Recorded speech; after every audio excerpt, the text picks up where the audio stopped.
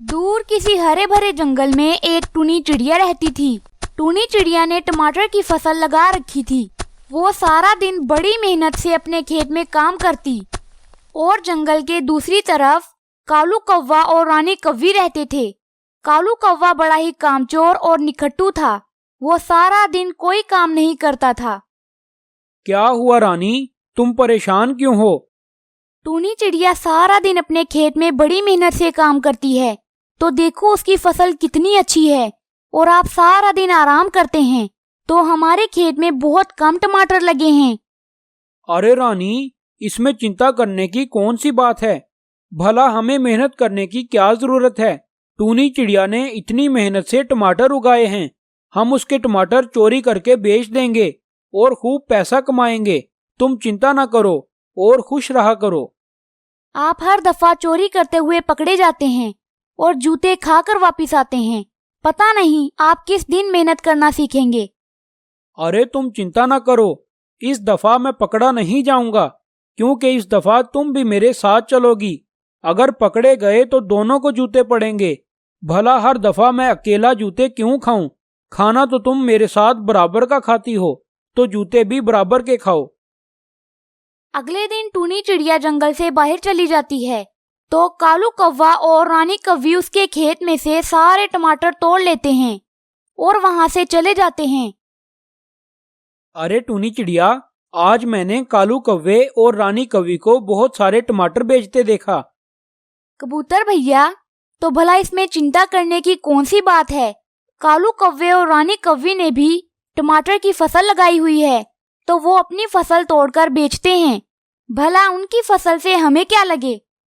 परंतु टूनी चिड़िया, कालू कौवे और रानी कव्वी की फसल तो बहुत बुरी हुई है, तो भला उनके पास इतने ज्यादा टमाटर कहाँ से आए? मुझे तो लगता है कि वो तुम्हारे टमाटर चोरी करके बेचते हैं। अरे नहीं नहीं कबूतर भैया, ऐसी कोई बात नहीं है।